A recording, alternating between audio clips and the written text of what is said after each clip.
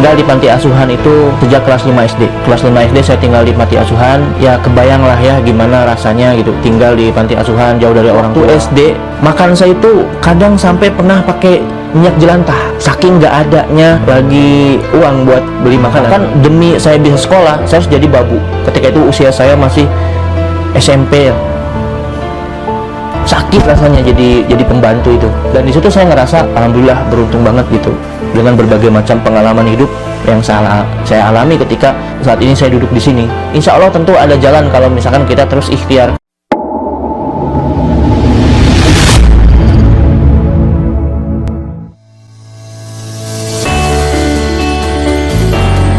Assalamualaikum warahmatullahi wabarakatuh. Perkenalkan, saya Anwar Sanusi, tapi teman-teman saya biasa panggil saya dengan sebutan Saha atau Kang Saha. Alhamdulillah saya terlahir dari keluarga yang sangat sederhana. Bahkan kalau misalkan dibilang sederhana, mungkin di bawahnya lagi sederhana. Jadi kalau misalkan orang-orang mengira kalau saya ini adalah anak dari orang yang berada, itu semuanya salah ya. Sebetulnya saya bisa mencapai ke pencapaian seperti ini bukan hasil dari turunan, tapi ini berkat ikhtiar, doa, dan berbagai macam cara dan ilmu yang saya praktikkan sehingga saya mencapai ke pencapaian yang seperti ini. Mungkin orang nggak percaya kalau dulu saya ini pernah tinggal di panti asuhan. Jadi saya tinggal di panti asuhan itu sejak kelas 5 SD. Kelas 5 SD saya tinggal di panti asuhan. Ya kebayang lah ya gimana rasanya gitu tinggal di panti asuhan jauh dari orang tua. Sakit banget gitu. Daripada pokoknya nggak bisa saya bayangin gitu ya betapa pedihnya ketika itu. Bayangin aja kelas 5 SD, usia yang lagi butuh-butuhnya kasih sayang orang tua, tapi dengan kondisi dan keadaan yang ada gitu, memaksa saya untuk keluar dari rumah.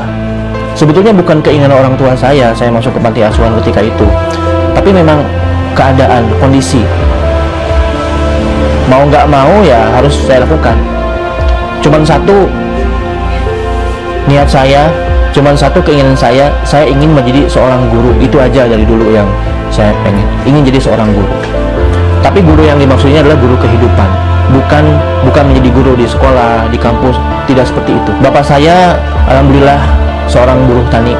Jadi kalau misalkan kita berpikir di kampung itu ada profesi yang namanya petani, bapak saya ini buruhnya gitu, buruh tani. Ibu saya cuman ya ibu rumah tangga awalnya, tapi karena kondisi juga ya terpaksa beliau di beberapa tahun ketika adik saya hendak sekolah gitu, terpaksa menjadi pembantu rumah tangga. Sebetulnya ini malu ya saya ceritain sebetulnya.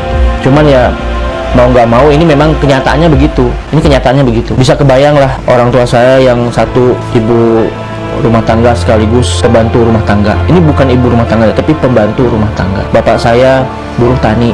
Ini menjadi sebuah kondisi yang memaksa saya untuk terus bergerak. Akhirnya mau nggak mau nggak ada lagi tempat saya bergantung, hanya kepada Allah dan kepada kemampuan saya. Saya sering ya ketika di Sumedang, karena saya asli orang Sumedang. Itu dulu ketika waktu SD, makan saya itu kadang sampai pernah pakai minyak jelantah, saking nggak adanya lagi uang buat beli makanan. Itu minyak jelantah itu nikmat banget gitu. Minyak jelantah yang nasi anget tuh ya, di lemes-lemes, kemudian pakai minyak jelantah, itu nikmat banget. Itu makanan yang paling nikmat ketika itu yang saya makan. Apalagi minyak jelantahnya itu bekas asin ya, asin peda gitu ya. Itu nikmat banget gitu. Kenapa nikmatnya? Memang karena perut ini udah lapar aja, nggak ada lagi makanan yang senikmat itu. Itulah kondisi yang terjadi ketika itu. Akhirnya dengan kondisi itu ya orang tua saya menyatakan nggak ada lagi biaya untuk sekolah. Tapi saya tetap optimis. Saya harus ikhtiar sendiri karena cita-cita saya harus jadi guru. Karena saya berprinsip ketika itu hanya dengan ilmu lah saya bisa melakukan segalanya. Saya bisa mendapatkan segalanya itu hanya dengan ilmu. Gak mungkin kalau tanpa ilmu. Akhirnya saya nyari informasi, alhamdulillah ada yang merekomendasikan saya untuk masuk ke panti asuhan. Nah di sanalah dari kelas 5 SD sampai saya awal masuk kuliah itu saya tinggal di sana. Ya yang namanya tinggal di panti asuhan jauh dari orang tua, hal yang paling menyenangkan ketika tinggal di panti asuhan itu menjadi seorang anak asuh itu adalah ketika ada tamu yang datang, ketika ada mobil parkir atau motor yang masuk ke halaman asrama, itu seneng banget. Di situ saya berpikir, wah ini kayaknya mau ngasih duit nih. Itu yang saya pikirin, demi Allah itu yang saya pikirin. Seneng banget rasanya, apalagi kalau misalkan ada orang yang ngajak makan, ada orang yang ngundang anak, ngundang orang menikah, ngundang anak yatim dan duafa ke pernikahan, dikasih bingkisan, tuh seneng banget rasanya ketika itu. Makanya semenjak itu saya berazam dalam diri gitu, saya harus jadi orang yang bermanfaat. Karena hidup ini cukup saja bahagia, kesenangan itu nggak ada puasnya. Tapi kalau bahagia itu adalah sebuah kepuasan jiwa yang luar biasa. Karena orang itu sebetulnya nggak butuh senang, yang butuh itu dia bahagia, itu aja. Hal yang paling sedih itu orang tua memang ya selama saya ada di panti asuhan tuh cuma sekali ngejenguk saya. Kenapa? Ya memang karena nggak ada ongkos untuk datang, itu nggak ada ongkos. Jadi kalau lihat teman-teman yang lain datang, orang tuanya itu datang ngejenguk gitu, tapi kondisi saya berbeda. Kadang di situ ngerasa gimana gitu. Ketika pas awal saya masuk ke panti asuhan itu, saya masih ingat saya cuma dibekelin uang 5.000 perak, 5.000 saja gitu. Dan itu hanya cukup mungkin ya buat apa gitu ya, itu saya simpan aja, saya tabung. Makanya dulu kalau misalkan lihat badan saya sekarang agak gemuk, dulu saya kerempeng banget, udah kerempeng hitam gitu. Wah pokoknya sering dibully lah, iya jelek, jarang. Saya ingat saya mungkin dua kali lah selama saya tinggal di panti asuhan. Ketika saya sakit pun nggak jenguk. Kenapa? Karena memang nggak ada ongkos buat pergi. Orang tua itu sebetulnya nggak nerima ketika saya masuk ke panti asuhan. Tapi karena kondisi, mereka berusaha untuk mengikhlaskan. Satu pesannya, saya tidak pernah dilarang mau pergi kemana-mana pun sama orang tua. Yang penting satu, harus jujur dan jangan lupa sholat, itu saja. Jadi itulah pesan harta yang paling berharga, ilmu yang paling berharga dari orang tua saya itu adalah harus jujur dan jangan lupa sholat. Udah itu aja. Jadi ya yang namanya orang tua itu pasti sedih, dan saya melihat kondisi seperti itu. Tapi yang namanya cara hidup itu kan beda-beda ya, takdir hidup itu beda-beda. Ya mau nggak mau, nerima nggak nerima, tetap harus ikhlas. Karena di situ ada nilai pahala gitu ketika kita menerima takdir itu. Saya, kakak saya dan adik saya semuanya pernah tinggal di panti asuhan, dan orang tua saya di rumah ya tentu kesepian gitu. Nah itulah memang kondisinya begitu ya terima sajalah, kemudian jalani aja. Toh hidup bukan cuma di dunia. Nanti juga kalau misalkan kita bisa pandai menjalankan peran kita di dunia, akan sampai juga ke akhirat bertemu dengan orang-orang yang sama-sama melaksanakan perannya dengan benar dari Allah. Dari kelas 5 SD, ketika itu tahun berapa saya lupa, tahun 90-an lah, kelas 5 SD pokoknya sampai terakhir mau masuk kuliah saya tinggal di panti asuhan ya, dan sempat terputus juga. Nah saya pernah juga hampir putus sekolah ketika itu, karena ketika masih tinggal di Sumedang itu harus pindah ke Sulawesi, ikut program transmigrasi, program pemerintah. Di situ saya masih ingat namanya itu di desa Hakatutobu. Saya tinggal di sana. Apa kerjaan saya? Saya nyangkul di sana. Bahkan demi saya bisa sekolah, saya harus jadi babu. Saya ingat itu selama 3 bulan saya menjadi pembantu rumah tangga. Saya yang jadi pembantu rumah tangga. Bangun tidur saya ngeberesin ngepel ruangan, ngeberesin, cuci piring, kalau cuci baju enggak. Kemudian saya dikasih uang jajan. Alhamdulillah 3.000 saya berangkat sekolah dibiayain. Tapi ya gitu, yang namanya pembantu, kayak gimana sih kehidupan pembantu? Ketika itu usia saya masih SMP ya. Sakit rasanya jadi pembantu itu. Makanya ketika itu saya berpikir, saya harus jadi orang yang sukses. Kemudian saya pelajari bagaimana sih caranya hidup dan menjalani kehidupan itu bagaimana. Sore tidur aja nggak tenang jadi pembantu itu, karena ya kotor dikit aja dimarahin. Akhirnya itu menjadi sebuah pelajaran berharga bagi saya, harus bisa memperlakukan orang itu tidak seperti pembantu, sekalipun dia memang pembantu. Karena di Dia tuh punya rasa ketika dia tersakiti lalu berdoa, udah habis kita. Nah itulah pengalaman saya ketika di Sulawesi. Nah kemudian lepas dari pembantu, akhirnya saya putus sekolah karena saya keluar dari situ. Dan sampai saya ikut orang tua untuk jadi buruh tani juga. Saya nyangkul, bikin lubang untuk nanam paneli. Di tanaman paneli itu kan harus pakai lubang 1 meter ya, 1 kali 1 meter itu. Saya nyangkul gitu. Lumayan itu, sehari dapat 10.000.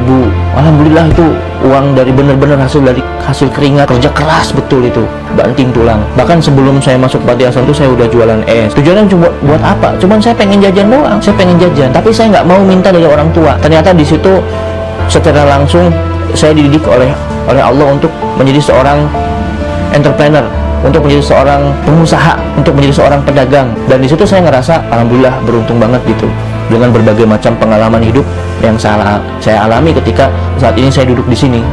Bahkan mungkin saya bisa menceritakan ini, mendapatkan kisah ini karena kisah-kisah masa lalu yang pernah saya alami. Pokoknya sedih banget kalau saya berangkat sekolah itu karena nggak ada ongkos. Karena kalau pakai angkot itu bayarnya lumayan, 7.000 itu ketika itu angka yang berat lah, besar. Mungkin bagi sebagian orang kecil, tapi bagi saya ya memang nggak ada duitnya. Akhirnya saya nongkrong di pinggir jalan tuh nunggu truk lewat. PT Antam, di situ deket PT Antam. Pokoknya di Sulawesi itu saya deket PT Antam, perusahaannya gede banget, perusahaan nikel itu, bisa di searching. Nah saya nunggu ada mobil karyawan Antam. Kalau nggak truk ya bus. Kalau truk ya dia berhenti, dia nggak bisa berhenti karena mungkin kalau berhenti takut melanggar atau gimana, dia pelan aja. Langsung saya kejar, saya lari, saya loncat, langsung nempel terus sampai ke Pomala ketika itu. Pokoknya nama tempatnya itu. Wah bener-bener di situ saya merasa ternyata ya hidup tuh gini-gini amat gitu. Ya kadang sedih, kadang juga kalau lihat ke belakang itu lucu gitu ya, lihat saya yang dulu. Ketika selesai sekolah MTS ya, ketika itu saya akan didaftarkan oleh kepala panti asuhan, namanya Pak Supron Makmun. Beliau bilang ke saya, "War, sekolah ke Madrasah Aliyah saja, ke MAN. Yang lain pada ke Madrasah Aliyah." Saya bilang, "Pak, saya nggak mau sekolah ke MAN." "Kenapa kamu?" "Saya pengen sekolah ke SMK Informatika." Tidak itu. Nah, akhirnya terjadilah sebuah perdebatan. Intinya saya tidak diizinkan untuk masuk ke SMK Informatika itu karena biayanya yang lumayan mahal. Tapi saya punya tekad. Ini jalan hidup saya nih. Saya seneng banget di dunia informatika ketika itu. Jadi saya harus perjuangkan. Akhirnya karena tetap tidak diizinkan dengan alasan biaya, saya kekeh, saya cari jalan pintas. Dikasihlah link seorang dosen di Sumedang ketika itu, di Unsak, almarhum, semoga beliau masuk surga. Beliau membantu saya dengan cara waktu itu beliau datang ke panti asuhan lalu ngasih hadiah. Kalau misalkan ada yang ranking 1 atau 2, katanya dikasih sepeda. Alhamdulillah saya ranking 2, saya keren, saya dapat sepeda lah. Akhirnya saya ngobrol, saya tunjukin, "Pak, ini rapot saya pengen sekolah ke SMK Informatika." To the point aja begitu ngomong. Ternyata beliau adalah dosen. Saya dipanggil ke rumahnya dengan surat saktinya karena mungkin banyak relasi. Dia tanda tangan, "Tolong terima anak ini," dan saya masuk ke SMK Informatika tanpa biaya, bahkan gratis. Cuman satu kontribusi saya sudah prestasi. Ya udah, ketika itu sambil saya jualan majalah, sambil pulang sekolah mungkin teman-teman yang lain pada istirahat, pada main. Saya nggak bisa begitu. Kenapa? Karena saya butuh uang, butuh jajan. Akhirnya saya masuk dari sampai teman saya dari rumah ke rumah. Saya ketokin pintu, tok-tok, "Pak, Bu, mau majalah," gitu. Ditolak. Sakit rasanya itu. Ketika kita menawarkan sesuatu produk itu, ditolak, itu sakit banget rasanya. Tapi dari tolakan satu ke tolakan yang lain itu ternyata menjadi sebuah mental tersendiri. Akhirnya singkat kata, saya punya langganan tiap bulan. Disitulah saya dapat penghasilan. Jadi pulang sekolah pakai motor backjul itu ya. Ya tiap sebulan sekali saya nganter majalah itu, karena totalnya itu ada 30 pelanggan, berarti satu hari ya minimal 1 orang lah saya temui. Dan itu terus begitu. Akhirnya saya masuk di sebuah organisasi namanya Karate LM Kari, perguruan LM Kari, Lembaga Karate Do Indonesia. Disitulah saya berkiprah, saya coba aktif sampai mengantarkan saya menjadi atlet. Nah, itulah awal mula kenapa saya bisa dapat beasiswa di UIN. Kalau misalkan pihak kampus mungkin lihat nilai saya yang 9 atau 8, itu mungkin calon mahasiswa lain juga punya, bisa gitu. Tapi saya kumpulin sertifikat sampai tebel ya, itu dari mulai sertifikat pelatihan, sertifikat atlet gitu, sampai saya pernah ke Gorsi, pernah ke Gor Koni, itu menjadikan penghantar, memudahkan saya untuk mendapatkan rekomendasi dari Koni. Akhirnya surat Koni saya lampirkan, dikasih ke Rektorat UIN, dan di situ tanpa testing langsung hanya nanya akreditasi sekolah apa, saya jawab A, lalu dibuktikan dengan surat akreditasi, dan saya terima dapat beasiswa selama kuliah. Jadi tinggal kuliah aja gratis. Dan itulah awal mula pemikiran saya semakin melesat. Saya ngerasa, oh inilah jalan hidup saya udah mulai terbuka. Tapi belum cukup sampai di sana perjuangan saya, masih ada hal-hal yang menyedihkan. Pas datang ke Bandung itu saya nggak bawa uang banyak, cuman bawa uang 50.000.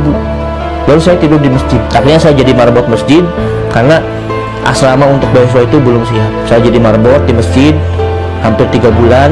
Alhamdulillah, dari situlah saya belajar bagaimana rasanya perjuangan untuk mendapatkan kehidupan yang layak itu seperti apa. Banyak hutang, kemudian ya mau nggak mau harus minjem, karena untuk makan, untuk bikin makalah, beasiswa belum cair. Terus saya nggak bawa modal, orang tua hanya mensupport dengan doa dan keyakinan orang tua bahwa saya ini akan berhasil, itu aja. Seandainya orang tua tidak pernah optimis kepada saya, kayaknya saya nggak akan berhasil, nggak akan menemukan jalan hidup saya. Jadi kuncinya itu ketika orang tua sudah ridho, sudah, dunia akan terbuka. Bahkan bukan cuma dunia, akhirat juga akan terbuka. Nggak ada orang tua yang gak sayang sama anaknya, tuh nggak ada gitu. Semuanya orang tua itu pasti sayang gitu ke anaknya. Hanya cara mengekspresikan sayang itu mungkin beda-beda. Dan saya selalu dididik untuk menjaga 2 hal, jujur dan sholat. Itu aja. Kalau kita udah nggak sholat, berarti kita nggak layak hidup. Apalagi nggak jujur, kita nggak layak sukses. Itu kunci yang dikasih sama orang tua saya. Nah, ketika lagi kuliah, ketika dalam kondisi saya numpuk hutang, saya pernah jalan-jalan ke daerah Pasar Baru. Saya sengaja aja naik bus Damri, kan jauh dekat 3.000 tuh, sampai ke alun-alun. Saya nggak tahu saya mau ngapain, saya cuma bingung aja. Saya jalan kaki, jalan aja. Nggak tahu udah berapa lama saya jalan sambil lirik kanan lirik kiri. Tujuan saya cuma satu, nyari inspirasi aja untuk apa sih yang bisa saya jual. Akhirnya di situ saya terinspirasi untuk membuat gantungan kunci. Nah, jadi saya memproduksi sendiri gantungan kunci, saya jualnya itu ngempel. Nah, disitulah pertama kali saya mulai berubah cara pemanggilan saya ke tukang dagang. Itu nggak berani saya panggil Mang, nggak berani. Jadi ketika itu saya waktu itu di Soreang, saya hasil karya saya ini saya gergaji sendiri gantungan kunci, saya desain sendiri, saya jual di daerah Soreang, di Gor Soreang itu saya lupa nama gornya. Ketika itu lagi ada pertandingan karate. Nah, tapi saya datang ke situ bukan sebagai atlet, karena saya udah berhenti lah, udah fokus ke akademik. Ada anak kecil, saya lagi diem, dia manggil saya, Mang gitu kan saya nggak ngerti.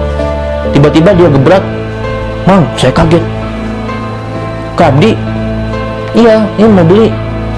Di situ yang saya sakit. Jadi pedagang emperan tuh begini rasanya. Di situ saya mulai, saya nggak akan panggil Mang gitu, tukang dagang. Kalau nggak A, ya Bapak. Itu kenapa? Karena kata Mang ini seolah-olah kepada seorang tukang dagang itu seolah-olah sebagian orang seolah seperti merendahkan gitu. Mungkin itu pemikiran saya, mungkin ya orang-orang mungkin berbeda pemikirannya dengan saya. Tapi sebegitu saya manggil ke tukang dagang itu ya Bapak atau AA. Karena ketika sudah turun beasiswa, disitulah mulai agak lega karena memang dari pemerintah itu memang ada jatahnya 1 bulan tuh 600.000 untuk biaya hidup. Tapi kan itu nggak cukup, hanya untuk makan saja. Belum kalau mahasiswa itu kan mau pergi kemana, ke sini gitu. Tapi saya tetap berusaha untuk aktif. Saya aktif di himpunan mahasiswa, di berbagai macam organisasi saya aktif. Tujuannya cuma satu, saya hanya ingin melatih leadership saya hanya ingin melatih komunikasi saya sambil meluaskan jaringan bisnis. Nah, suatu ketika di tahun 2012 saya ketemulah dengan Kang Awan. Nah, disitulah mulai hidup saya mulai makin berubah lagi gitu. Jadi bisa dibilang ketika tahun 2012 itu saya ketemu dengan Kang Awan dan timnya, itu seperti menemukan titik terang. Oh, saya harus begini. Kenapa menemukan titik terang? Kata saya di coaching, digembleng, sampai-sampai saya nggak punya yang namanya waktu liburan. Sabtu Minggu tuh nggak ada liburan selain belajar. Saya dibina, diarahkan bagaimana saya menangani proyek, bagaimana caranya negosiasi, bagaimana caranya marketing, bagaimana caranya teknik closing. Di situ saya digembleng habis-habisan. Jadi itu faktanya memang begitu, karena ya itu nggak bisa hilang gitu dari memori, dari bayangan, dari ingatan saya, itu susah hilangnya, karena itu benar-benar kondisi yang memang emosional. Benar-benar ketika itu kantornya itu Prana Persada, lalu kita bikin namanya Prana Persada, dan itu alhamdulillah berkembang dan bertahan selama 3 tahun. Nah, ketika saya dalam masa pembinaan bisnis dengan Kang Awan, dan sudah saya mulai optimasi. Saya mengenal yang namanya search engine SEO.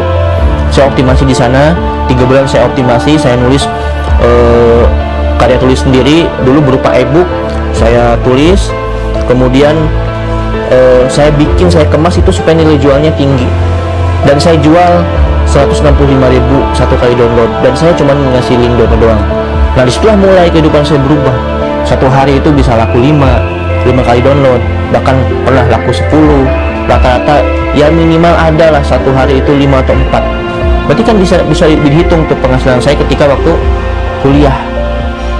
Disitulah saya mulai berpikir, oh ternyata bisnis itu nikmat sekali gitu, duitnya gede. Akhirnya saya ketagihan lah bisnis. Saya jual domba, saya jual buku, dari ebook itu berkembang menjadi 4 buku, lalu saya jual sendiri. Ya sampai sekarang saya kebiasaan untuk jualan. Nah, itulah perjalanan sampai saya menemukan titik terang. Seberapa pentingnya seorang mentor dalam hidup usaha? Mentor itu sangat penting. Kalau misalkan orang lain punya pemikiran berbeda, ya sah-sah saja. Tapi bagi saya mentor itu sangat penting, karena mentor itulah yang akan mengarahkan kita pada hal-hal yang memang sifatnya itu tepat. Walaupun mentor itu tidak berhubungan langsung dengan bisnis atau kehidupan yang kita jalani, tapi mereka punya pengalaman-pengalaman yang itu bisa dibagikan dan bisa dijadikan sebagai studi kasus untuk kita menjalankan kehidupan, menjalankan bisnis, dan menjalankan apapun. Ketika itu kita sedang mengadakan program pondok sama Kang Awan juga di Cibiru, di Manisi, tepatnya di Jalan Manisi. Nah, kita sewa tempat di situ karena kita komitmen kita cuman satu, tetap bagaimana caranya kita bisa bermanfaat untuk orang sebanyak mungkin, terutama generasi muda. Ketika itu program pondok, nah di pondok namanya Pondok Mahasiswa Mandiri. Nah, di Pondok Mahasiswa Mandiri ini ada teman saya namanya Adria, itu Adria Mendiadri itu. Nah, dialah yang pertama kali sebetulnya menjual parfum gue, namanya parfum gue, jadi parfum yang diracik berdasarkan karakter. Setahun sebelumnya dia sudah merekrut saya, ayo bro jualan. Saya nggak percaya, nggak yang namanya parfum itu mana ada gitu dijual berdasarkan karakter, mahal lagi harganya. Tapi ternyata saya cobain, enak juga. Terus lihat jualannya dia juga bagus. Akhirnya saya beraniin diri daftar menjadi agen. Awalnya saya reseller aja, daftar jadi agen. Saya coba iklanin pakai Facebook Ad. Itu awal mulanya tahun 2016. Saya iklanin pakai Facebook Ad, ternyata meledak. Di 2016 masih di tahun yang sama, saya bisa membantu orang tua saya untuk bangun rumah gitu kayak itu. Kemudian ya beli kendaraan. Di situ mulailah terbuka. Akhirnya ternyata bisnis parfum ini menjadi bisnis yang wangi, duitnya juga wangi. Nah, saya jual parfum sampai tahun 2018. Parfum gue sampai 2017. Nah, dari 2017 saya jual parfum brand lain. Sudah beberapa brand yang saya jual parfum ini sampai ketemu dengan Jarome. Nah, ketika itu saya ketemu dengan Jarome itu sederhana. Ketika awal-awal opening Jarome, saya ditawari untuk jual Jarome dengan metode Facebook Ads. Nah, akhirnya saya minta keuntungan lebih dong daripada produk yang sebelumnya saya jual. Akhirnya di ACC, ya udah di situ saya jual parfum Jarome sampai sekarang. Di Jarome itu omset 300-400 omset dan profit bersih 100 sampai 150. Hal yang menyedihkan itu ya ketika boncos aja, karena kalau kita beriklan dengan menggunakan metode Facebook Ad itu, budget iklan yang kita keluarkan 1 juta belum tentu ada untungnya, mungkin hanya balik modal saja 1 juta, atau misalkan 4 juta ya gitu seterusnya. Nah itu berarti bukan masuk kategori sedih ya, hanya wah ngenes aja gitu. Tapi itu bagian dari proses perjuangan juga dalam bisnis menggunakan metode Facebook Ad itu. Yang menjadi pelajaran ketika selama berbisnis itu, jangan percaya ke orang tanpa akad. Jadi jangan percaya ke tim tanpa ada akad yang jelas, tanpa ada kesepakatan yang jelas. Itu yang saya pelajari. Jadi kalau misalkan saya ini berada di lingkungan UIN ya, yang notabene itu lingkungannya Islami. Nah, cenderung orang itu segala sesuatu mengatasnamakan Islam. Padahal tidak begitu kalau kita berbisnis. Berbisnis itu jangan mengatasnamakan Islam, tapi pakai cara Islam. Bisnisnya atas nama ya bisnis aja dengan akad dan perjanjian yang jelas, tapi caranya pakai cara Islam. Nah itu banyak hal-hal yang memang bisa mengecewakan ketika kita berbisnis tapi akadnya itu nggak jelas. Itu selama saya bisnis yang menjadi pelajaran dan yang paling mengecewakan itu. Berarti ke orang ya saya kecewanya. Kalau kerugian saya pribadi, kalau total kerugian itu pernah sampai 1 M, tapi kan bukan uang saya, uang investor. Investor siapa? Investornya itu yang punya Jarome ini. Siapa? Namanya Ibu Suwartun, atau nama kerennya itu Ibu Roro. Nah, saya sempat deg-degan juga ketika dihitung-hitung. Saya hitung sih nggak 1 M, tapi 800 juta. Tapi ternyata ketika hitungan dicocokin mungkin berbeda ya. Ada hal-hal yang lain yang saya nggak ketahui. Ternyata hampir 1 M. Ya saya kaget juga. Nah, ketika saya dalam kepusingan, bingung, buntu ini gimana saya ngebalikin uang 800 juta ketika itu, ya deg-degan juga. Tapi ternyata pas dikonfirmasikan, gimana Bu ini, nggak apa-apa, nggak usah dipikirin, langsung situ saya lega. Tapi tetap komitmen jual Jarome, siap. Nah, kalau itu komitmennya, ini menjadi habit saya. Jadi bukan suatu syarat yang berat gitu kan. Ya alhamdulillah gitu. Biasanya kalau kita menemukan investor itu kan minimal ada BEP ya, break even point, jadi minimal balik modal lah. Ya ini nggak uniknya, bagi saya ini merupakan sebuah karunia juga. Ya konon katanya segala sesuatu itu sampai daun yang terjatuh pun itu sudah menjadi takdir dari Allah.